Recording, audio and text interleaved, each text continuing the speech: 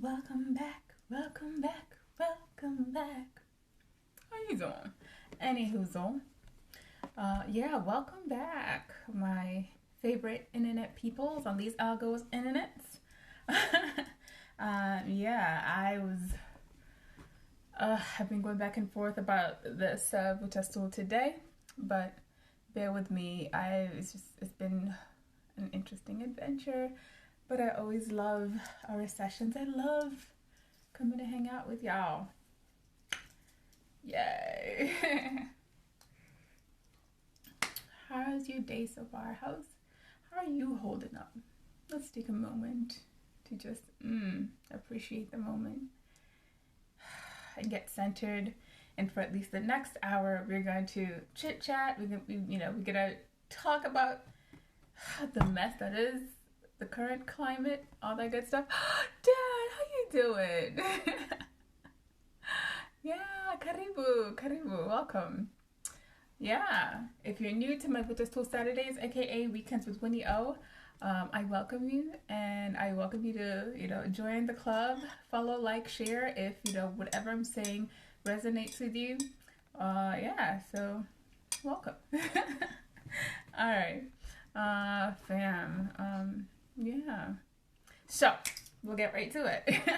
First, I don't know if you guys caught that story earlier this week about the young man. I believe his name was Jonathan Price, and he was trying to break apart a domestic dispute situation going on, and instead he ended up getting shot by the police. So yeah, how about that? Oh, I have something in my eye. See, I'm telling you, that's what happens, man. Every now and then, but it's all right. Anywho, I got my water juice. Better than juice.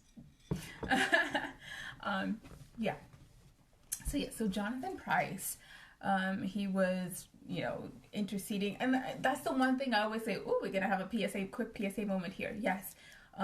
When it comes to harassment, of any kind, or assault of any kind, especially when it comes to like domestic disputes or like those incidents of assault between other people, always safety first. That's one thing I always say, even as an advocate for people to intercede when they see harassment or assault taking place. My priority is always safety first. Make sure you're safe. But also, I'm also a big believer in sharing your privilege. Especially like, if you happen to have contextual privilege in a certain situation, please, by all means, if you can, step in and help out. Because even we as witnesses, when you're not the primary target of the assault or their abuse, it is a bit easier for us to be able to like step in and be like, hey, like this is not okay. How can I help, or how can we solve this in a manner that does not end up in both parties or more parties being harmed. So back to the story.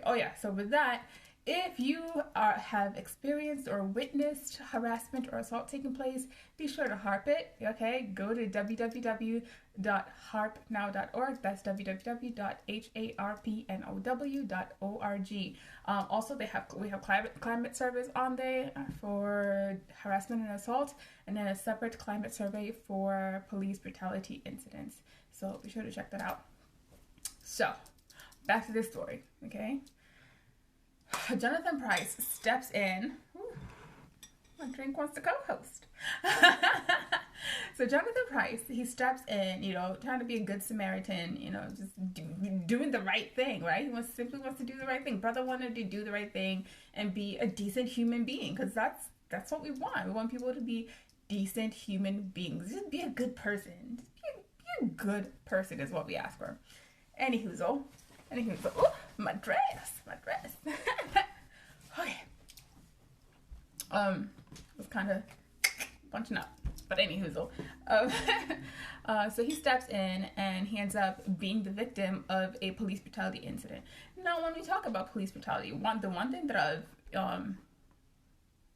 I'm usually having to remind people is that I feel like oftentimes when we just blanket statement it as police brutality, for some people, they feel like, oh, that doesn't apply to me. I've never had, run-ins with police, or I've never had an incident of police brutality. And so what I like to then break it down as is, okay, then let's see how many infractions of harassment or assault really went on, right? So with him, he was an innocent bystander who happened to be caught up in a situation that ended up with him being harassed by the police. So that brings in the street harassment aspect of it. Yes, street harassment is real. Street harassment is anytime you get harassed while you're simply, navigating the streets, while you're out here just trying to live your life. So that's, whether you're jogging, whether you're walking, whether you're just like standing, waiting for, your, vehicle, waiting for an Uber, waiting for public transit. If it's happening on the street, that is called street harassment. I know a lot of people don't really use that term commonly, but it's real.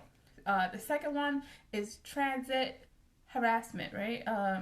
It was either, I don't know if he was driving or somebody was driving. Anytime a vehicle or a transport system is involved and harassment takes place, that's called transit harassment. Get with the program, okay? Add that to your vocabulary. And so again, these are two forms of harassment that a lot of people, even though they tend to experience it more than they would like to share, more than they would like to acknowledge, it happens more than we really even have the data, which is why I'm telling y'all to go submit your information to the HARP it, because it helps. Collecting contextual data helps us better understand and be able to reflect what's really going on in society, so that we can be able to help people to be more aware and educate folks on how to be better human beings, so that we can see less and less of these issues, so that there'll be no more harassment. That'll be the day, right? The day when people can just walk around minding their business and be safe. Because at the end of the day, we all just want to be safe. We all just want to be safe. We all just, we want to be able to, ride a bicycle without having to worry about,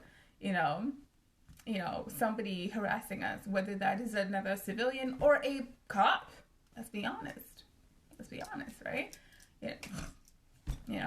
For certain demographics, melanated people, you can't even, ride a bike. You can't jog.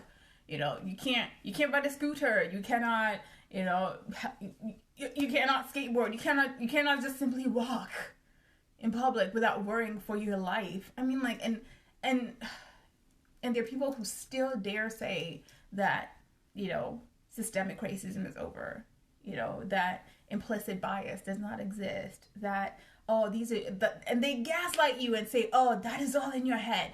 And people don't realize, by the time somebody actually comes up to you and say, hey, I think this incident happened to me, it takes a lot for especially if it has that undertone of some sort of racial context.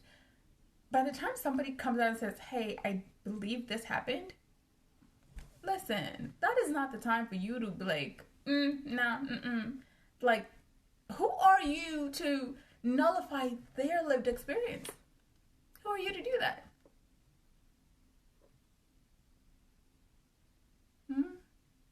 Because you don't know what exactly happened. Again, I understand that, interactions between people, it's very subjective. Everybody's coming to the experience from their vantage point of, life experience and understanding and reality. But trust me, we catch the vibes, okay? When the vibes are there, we catch them quick, and you don't even have to say anything. We're just like, that person rubbed me the wrong way. There's just something about that person, and we know. We peep game. Y'all don't understand. We do. So yeah, and especially if you are a person of dominant culture who perhaps, oftentimes y'all don't have to think about it. Okay, so it's actually, I've been talking to people about this particular topic, and it keeps coming up, especially when I talk to folks of dominant culture, where they often say, well, I don't even think about my race. It's not something I really think about. It's not something that, I am aware of. if I'm whatever I'm doing or stuff like that. And I'm like, well, ta-da! That is a great example of how privilege works for certain people and how privilege works. It's not necessarily something that you do extra, to get things. It's like, it's just, yeah, you just happen to have the lucky draw, of birth for, being able to fit that particular context of dominant culture, whatever that happens to be, wherever you are. And so, yeah, whereas for, the rest of us who happen to walk in this beautiful melanin, yeah, like, we are always cognizant of how we present and how we are received as well. And we're constantly kind of like trying to walk that fine balance at all times and, navigating both personal and professional spaces and those in between spaces. Like, which is why, like, fam, like watching Sister Senator Kamala Harris debate Pence. Oh, fam. Yo, listen, yo. Especially when she had to remind him that she was talking. And when she was cutting him the eyes, I was like, "Ooh, sis, I've been there."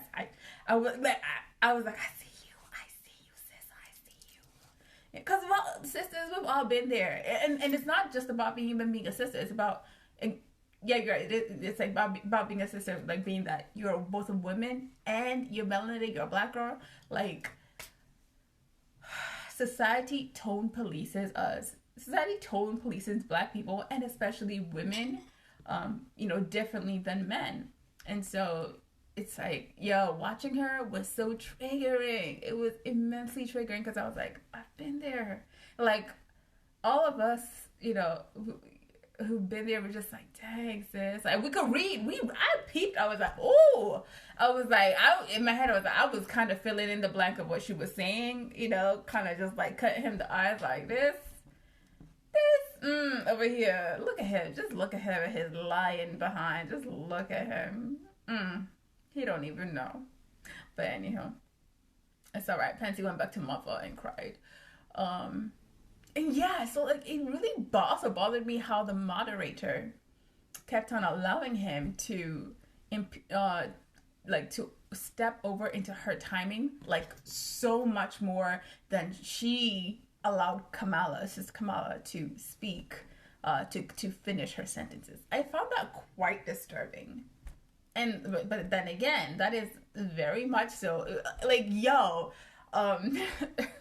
like that these snippets of reality TV played out in politics right now, man, like these are, I truly believe these are going to be case studies for future like doctorate programs, for future educational programs, because there's a lot of good lessons going on out here. Like if you're watching with clear open eyes and context, you're reading between the lines, fam. Okay, I'm gonna just leave it there because we'll get to that later. I'm kind of getting ahead of myself here, but anyway, back to Jonathan Price. So, man, like when I saw that post on the Book of Faces, fam, like, oh, like it took me. Like I just started crying because, like, and mind you, I don't know who this person is, never met him, don't know him from the next person, but it's the fact that, once again, it is a reflection of somebody who I feel connected to, people that I love and care about. And again, like I was saying before, the fact that for a lot of people of dominant culture, for them to be able to be like, well, I don't see that person as, oh yeah, it's a white person. They're like, there's just another person. It's like they don't connect to that. That because they're allowed, even in society, white people are allowed to be individuals. Okay, when the Dylan Roofs and all the shooters in the schools and the rapists, the Brock Turners, the Rittenhouses, like they get to be, oh, he was a lone gunman. It was like, oh, he he must have had some mental health problems going on. It's very, very much from an individual basis. Oh, it's like, oh yeah, oh, oops, he went and killed all these people or killed his classmates, but you know what? He was volunteering at the food shelter last week. He was cleaning up, at the church last Sunday. He was, he fed the homeless every 3 weeks, but he still wanted to kill people in the church. Make it make sense, fam.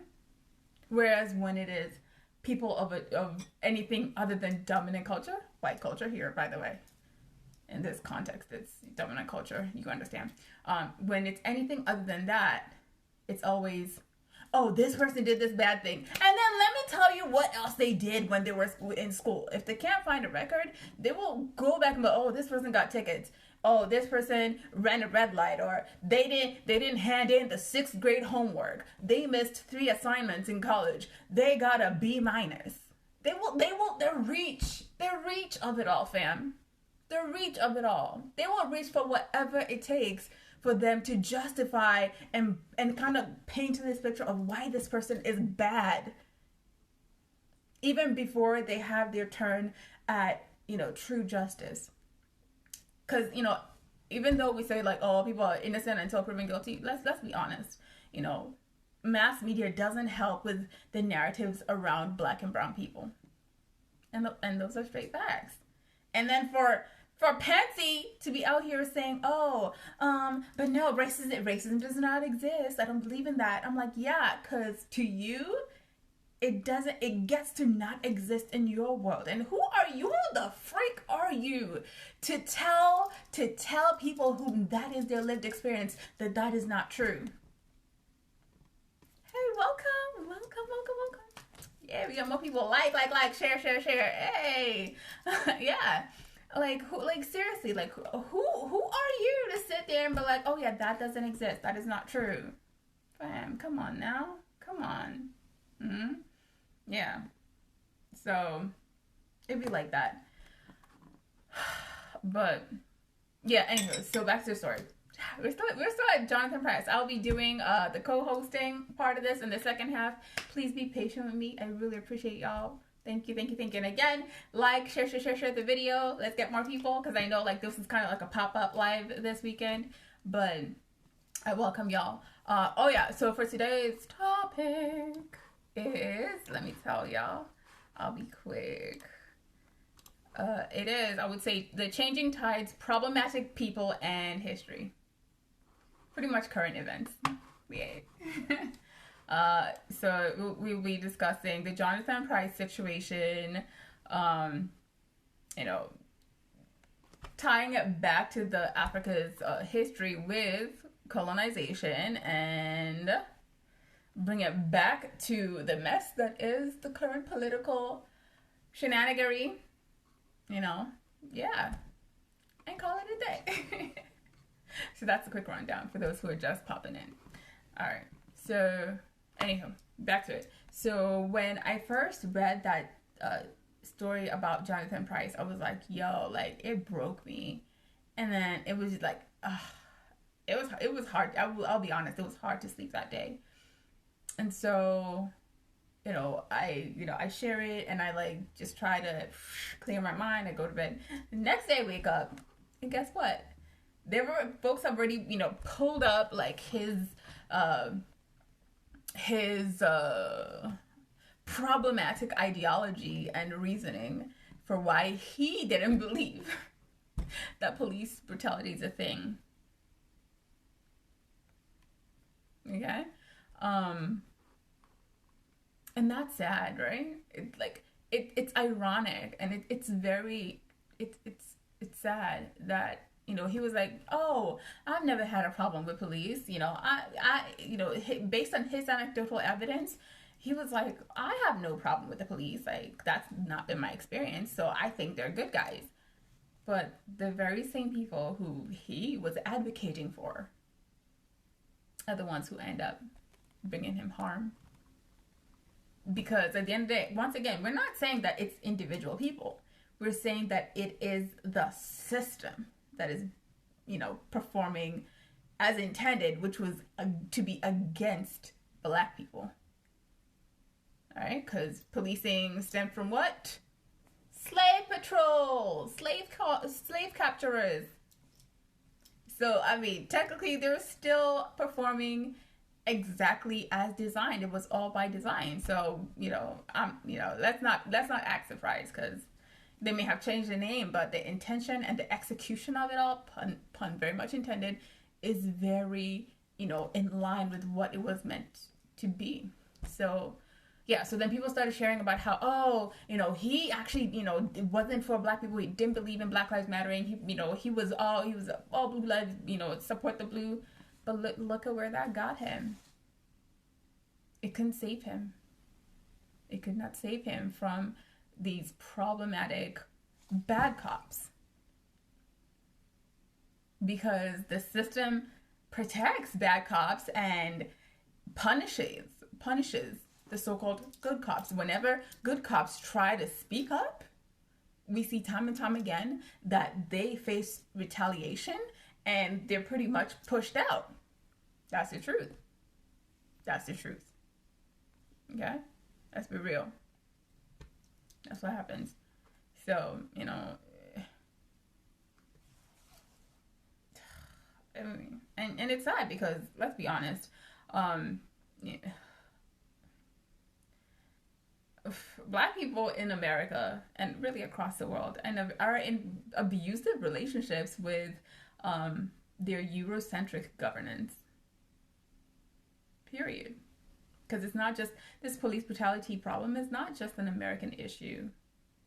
It shows up, obviously shows up differently, globally, but at the end of the day, it's the same problems we're seeing. They're all rooted in this ideology that, if it's white, it's right. The lighter, the brighter, the better. White is best. Black, bad, evil, problematic, dangerous. Ooh, be scared. But fam, that is the social conditioning. That is the social conditioning that currently exists, right? And for you to not think that way, it is up to you as the individual to then be intentional about unlearning the indoctrination that society has done to people. Because even in Africa, as an African myself, let me tell y'all, okay, my Spanglish is coming out. So I'm really about this. It's really hitting a nerve here. Even as an African, as a Kenyan back home, this post-colonial mindset, it's real. This post-colonial mindset mentality is real, where people don't value their own people the same way that they value, whiteness. Somebody could have, the same degree or more than the white counterpart, and just because the other person is white, they get given higher privilege and better access simply because of the color of the skin. And this is happening even in Africa, especially in Africa. I'm calling it out because these are my people, and I want us to really keep doing the work of unlearning this, this colonial mentality, this colonization thinking. It's about time. It's about time we, shed it. It's not working for us. It hasn't been working. It's not putting us forward. Let us unlearn this, problematic thinking and problematic indoctrination, so that we can better our communities and be better, and so that we can see the greatness in one another, for who we are, and not need it to be, foreign for it to be good or the best. We got excellence too. When I tell you what's in Colombia, let me tell you, okay, we have Africans who are doing amazing things across the globe. I write for AfricaEngineeringNews.com, and let me tell you, just the number of amazing innovations and innovators, and just people doing amazing things. Africans, who are making the continent better for Africans and representing to the max It's huge. It's just, it's not as publicized on the national stage as, main media. Okay? Africa has and continues to have a very warped perception to the rest of society because for the longest time, we haven't been the ones telling our own story. Our story has always been told by other people from their perspectives. And let's be honest, that has been very problematic. And it hasn't been good for Africa and Africans within the continent as well as throughout the diaspora. Those are straight facts. Yeah. So it's about time. So anywho, going back to, just this indoctrination of like social conditioning of, blackness versus whiteness. And so, yeah, Jonathan Price's proximity to whiteness did not help him in his situation. And, I wish him peace. And again, for me, I'm like, it still matters to me. It still breaks me because it's another brother who died at the hands of people who were supposed to protect and serve when he was doing actually their job, trying to step in and help keep the peace, and they end up killing him. Like his problematic ideology, even in spite of that, I still stand for him because I stand for the message. I stand for the understanding and ideology that Black people's lives deserve to matter just as much as anybody else's, especially in areas where we are not, a majority populace. Because I just saw yesterday this article, I think it was CNN posted it, about how 2 cops, I think in Maine, got fired for attacking and killing a porcupine while on duty with their batons. They got swiftly fired over killing a porcupine. Yet, look at how much effort folks around the world, Black, and brown, and even white people, obviously, because like the community of advocacy goes beyond color lines. But look how much effort has to go in for Black people to even get an inkling of justice, so-called justice, because it's really not justice still. Breonna Taylor still doesn't get justice. George Floyd still doesn't get justice. Just them and the countless others, they still don't get justice. That's the reality of it all. Brother McClay, he doesn't get justice, and he was just simply walking home, and he tried to explain to them, and you could hear it in his voice. It was like he wasn't hurting anybody, but they didn't care. They didn't care to hear him. They didn't care to see him for who he is, a human being, who was worth, seeing the humanity in him, the way they see the humanity, and brotherhood with the Rittenhouses and the Dylan Roofs and the Brock Turners and the many others who go around doing heinous acts on the basis of racial hatred. Let's be honest. I'm gonna call a spade here. Yeah, aren't we humans too? And I'll keep saying that. I hope for the day where we will see folks truly live out that statement of we are all human. See the humanity in us. See the humanity in our brothers. See the humanity in our sisters. Because fam, the collective Black consciousness in the Black community is in mourning. I'm telling you, we're going through it. Yo, and without another quick PSA, please stay on top of your mental health, especially in this season. And even as we see in Nigeria, the protests over police brutality. Police brutality, it's based on how the system is designed to subjugate and oppress people who are not of the dominant, culture of that society. Period. And so the global Black collective is, we're tired. We're tired. We're hurting. We are, trying to heal in the process as well, you know. So wherever you are, I hope that, you know, hey love. Yeah, so wherever you are, I hope that you're taking the time to be intentional about finding or creating safe spaces to talk about these issues and to speak your truth and be heard and go through all the feelings, the whole spectrum of what society is really inflicting on people. Because it's real. It's real and it's heavy.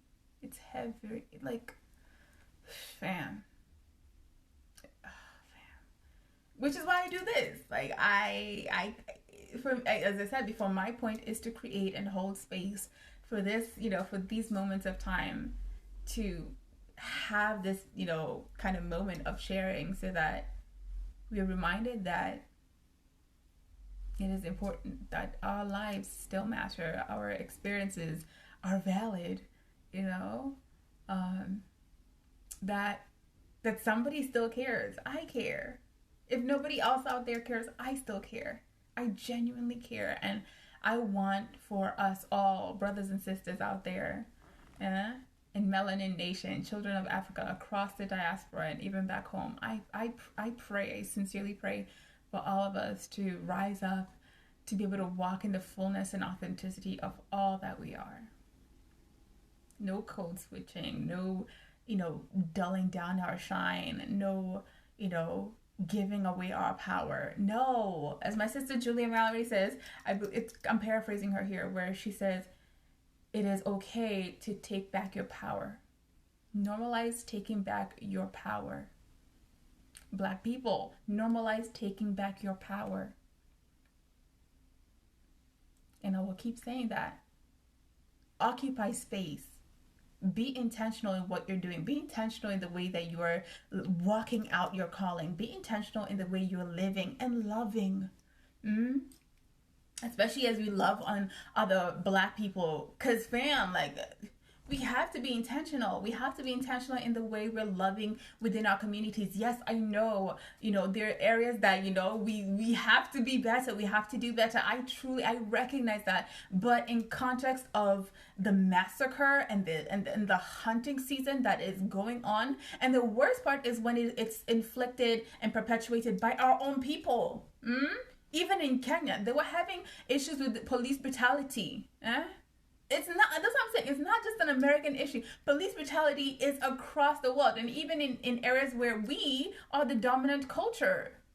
It's the way the system is created to continue subjugating people and keep the oppressed down.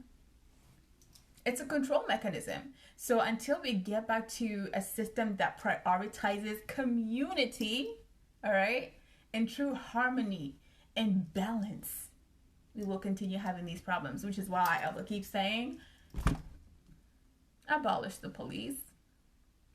Scratch it, scrap it, start over, rebuild it. Speaking as a professional here, listen, when the thing keeps, you know, if we design something and it inherently at the core of its being, at the core of its design nature, it is not functioning in a manner that is a positive outcome and has the potential to harm and kill, and the liability is, you know, exceedingly and abundantly high, what do? If remedying is not really working, scratch it, start over. That's why we have demolition and reconstruction. Scrap it, start over, redesign, rethink, bring people back to the drawing board, and make sure that the people at the decision-making table, at the discussion roundtable, in the planning phase, are inclusive of the demographics that are going to be served. That is how we make positive changes. That's how we make changes that, you know, benefit everyone in the community. And the truth is, when you serve and when you prioritize those voices that have traditionally been underserved and disregarded, like, honestly, you end up, you know, serving the community as a whole, and it ends up being better for everyone. not just the, those who have been traditionally underserved. That's real talk. That's real talk. All right, that's my quick professional game for y'all. It's my quick PSA. Yay. And we also need more women in STEM. So, if you know a woman in STEM or a girl trying to get into it, I support that. Please encourage them to do that, because we need more. We need more representation in STEM. Absolutely. Anyhow, so yeah, so man, like this, it's, being Black, being women, being a professional, being in STEM, being someone with personality and character,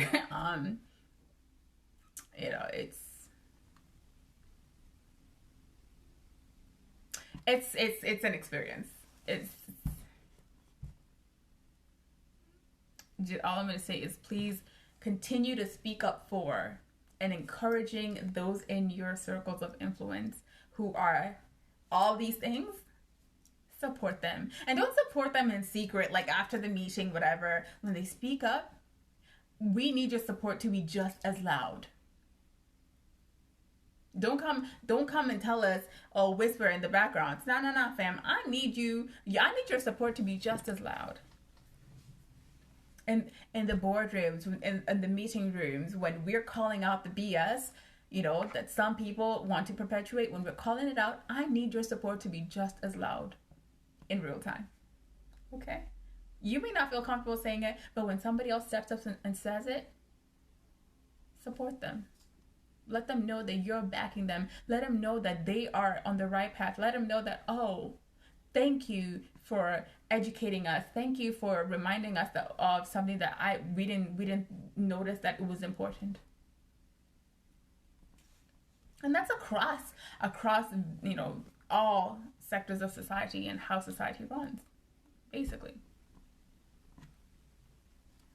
Yeah. So yeah. Because he wasn't, Price wasn't the first dude who was a brother who got killed by police brutality and had problematic views of Black people or Black women. Nah, fam. Like, he wasn't the first, and he's not going to be the last. That's the truth, because we have problematic people in every, marginalized demographic. We've seen the videos, right? Because at the end of the day, it's not about the individual person. We want systemic, structural policy changes.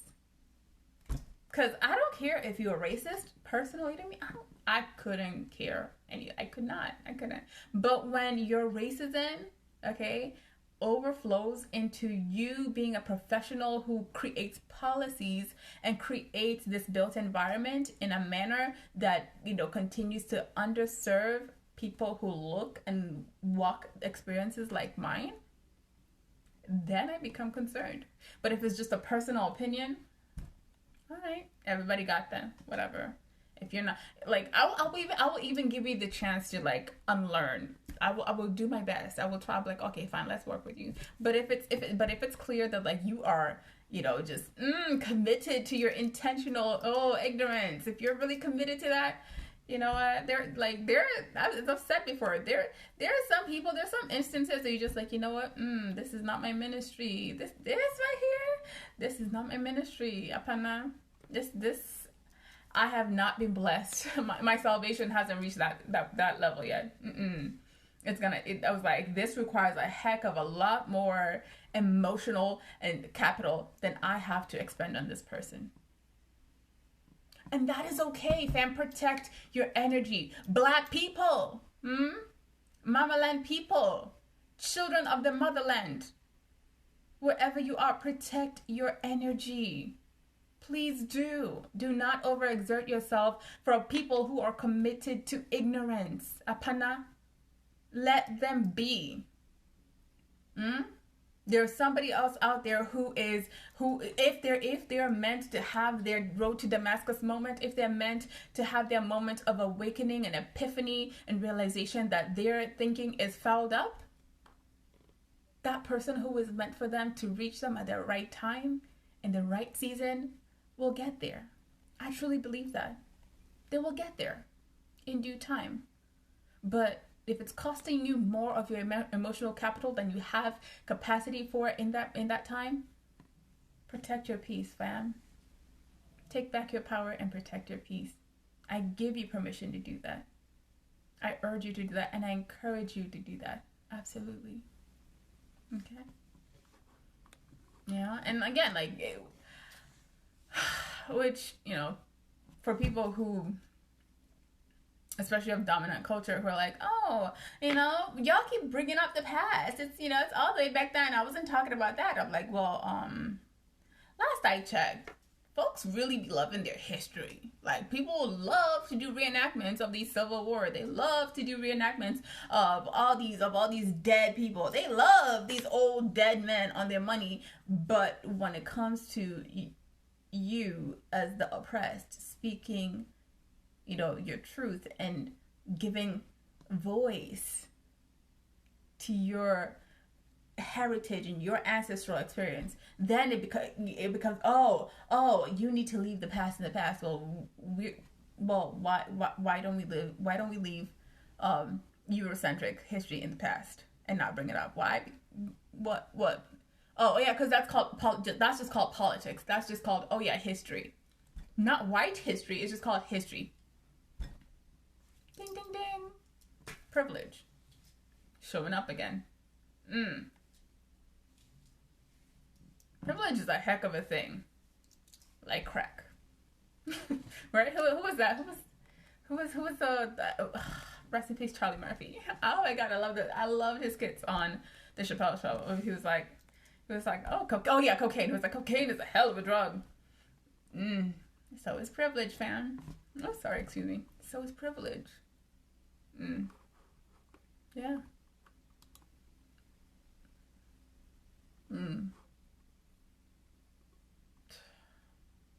Yeah.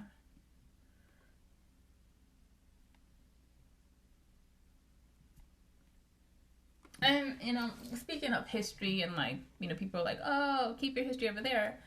Thank you. Thank you.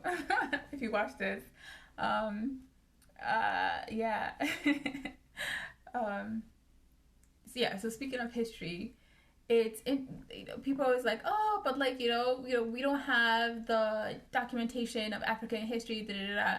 I mean, first of all, primarily that's because primarily, like, African ancestral history, it was an oral history.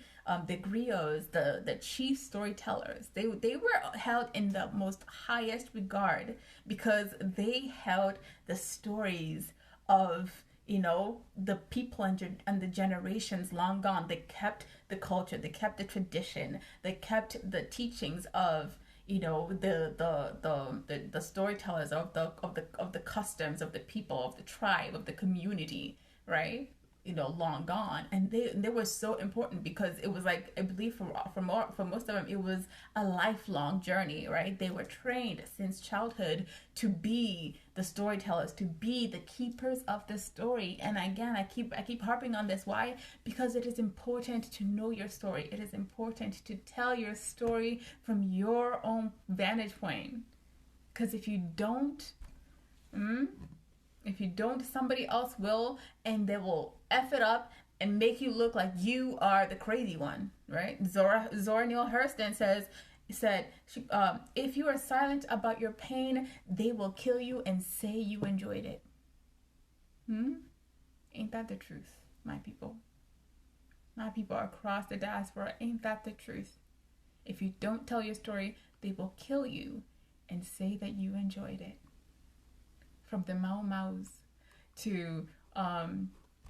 to our diaspora folks from the islands who, I believe Windrush generation folks in England, to our native brothers and sisters here in the Americas. South Asians, with the colonials who came in and just did a number on their people. Melanated people, let me tell you, Europeans and their descendants went around the world effing up melanated communities like crazy. We were perfectly fine living in our communal like ways, and which makes sense how, you know, that mentality, right? Because you find that even a lot of these you know, folks from more melanated communities, more of these immigrant communities, we are truly about communal living, communal understanding and relationship with one another, whereas Eurocentric spaces and nations are more about the individual, about what I can do, about how I can gain, whereas the Africans and you know, our more melanated brothers and sisters, our indigenous people we are about the community. You know, we and nature are one. We build up, we rise up together, and we fall together. When you hurt, I hurt. And hurting you is hurting myself. So that's why when we see another Black person is killed, it is intrinsic in us. It is not just a superficial thing, because we are our ancestors, sisters especially. Come on, ladies. That maternal DNA, that mitochondrial DNA, I could do a praise dance right here, you know? Sisters, in us is all the women who came before us.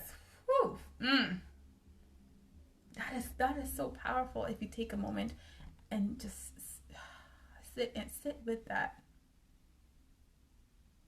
Queens, we hold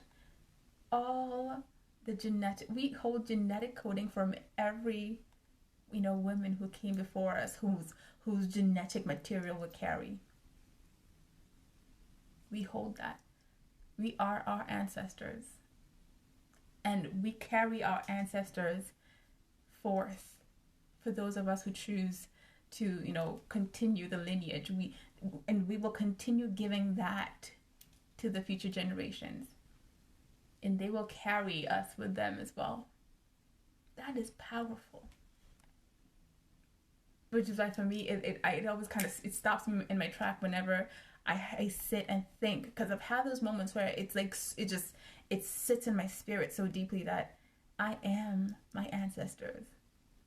They are not apart from me. They are a part of me.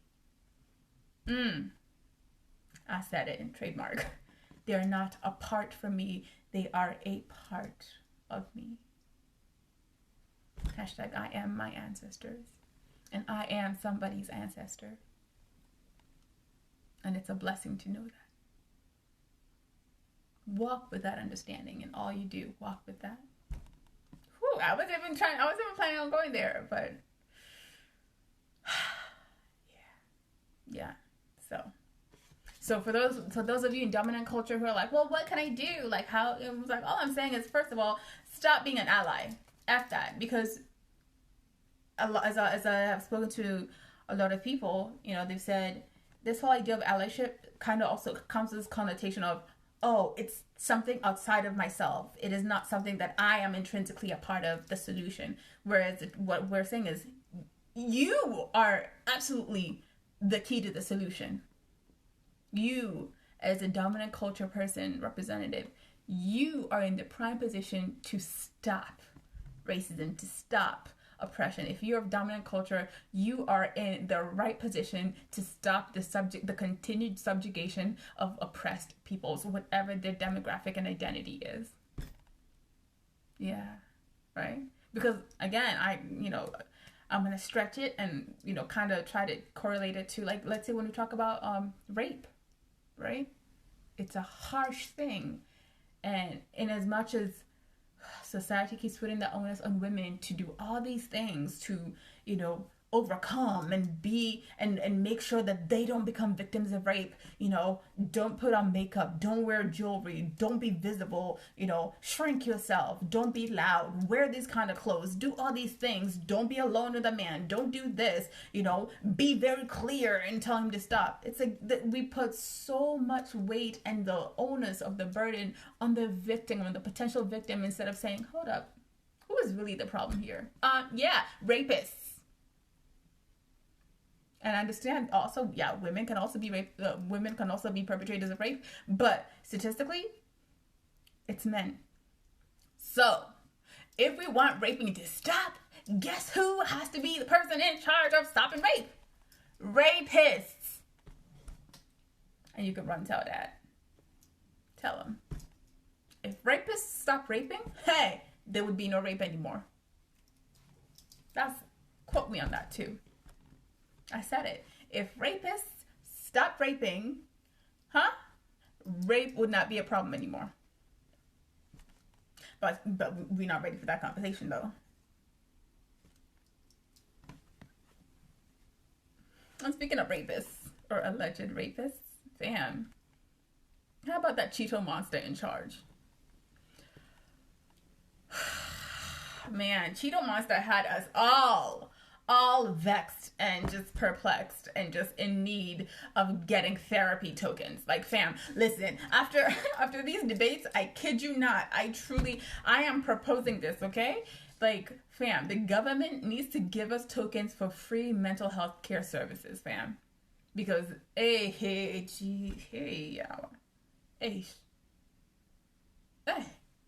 the mental assault on all of us who have logic and a brain, my goodness. Hey.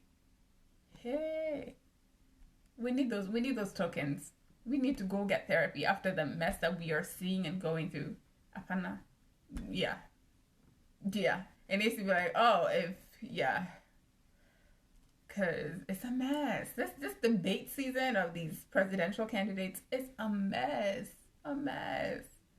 You know? And again, listen, if anything, this whole experience has proven to us that he does not care. He doesn't give two craps about anybody but himself and dead men on paper. He doesn't even care about his own family. He was okay exposing them to corona. And they weren't even wearing masks either. And he knew that he had tested positive. That's what I'm telling you. If he doesn't care about his own family, his own blood, what makes you think he cares about us, fam? What makes you think Cheeto Monster cares about us? Fam, don't play yourself. You know, like, he is definitely the epitome of, you know, if maybe not everybody needs to believe they can be all they can be, including president, was a person, Cheeto Monster is it. Just saying. And of course, the issue is not usually just about the person. It's about the person and their circle of accountability, or better yet, lack thereof, which is what brings us to Pensy. Pensy and his only black friend, The Fly. Yo, thank you, Fly, for representing. He already has his own Twitter and I think Facebook. Fam. And he's also blue check certified. Fam, verified. Come on, fam. Whew. The Fly came through, though. It came through, okay? And we all know flies love their, you know, piles of poop. So, you know what they're attracted to. So, what does that say? I'm just, you know, stating facts. I'm not trying. I'm just putting what, you know, I'm just putting it out there, facts. Whatever you choose to do with that, it's on you, boo. It's on you. But yeah, with Pensy and watching him interact with Senator Kamala Harris, it was, like I said before, it was just triggering. And it was like, if you watched that movie Office Space, I always joke about like almost every office setting has that, or The Office, but like Office Space is more like my jam. And it's like those characters are really like in every work setting, and Pensy's definitely that dude who, you know, the only way he got to that position is by bootlicking his way up all the way to the top. And he is just, you just look at him and be like, yo, you have no clue of what's going on, fam. You have no clue. You were clueless. But because of your proximity to power, you know, you're protected. And every job has those, especially in government. Case in point, current administration. So, yeah. And so I'd like to, you know, send a shout out to our lovely Senator Harris. vice presidential candidate. Sis, I wish you well. As problematic as your record at times may have been, it's also understandable that you were doing your job. And again, which is what we're saying, if we want to see changes, systemic changes to these problematic issue areas of concern in our community, we need to push for policy changes.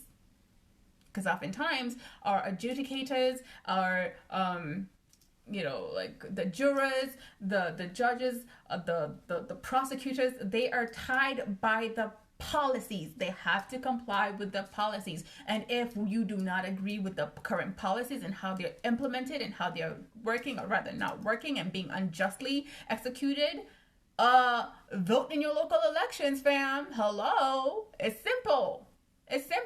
Do the research. Vote in your local election. That happens every you need to be voting every 2 years, fam. Not just in these big elections, right? Because if anything, it's not doing you the most good at your local municipal level. Vote for your congresspeople. Vote for your senators. Vote for your mayors, your city council. They make decisions that affect you right where you are in your respective community. And do the same wherever you are across the globe. Be very vigilant about your local political and governance structure. Be intentional about that stuff.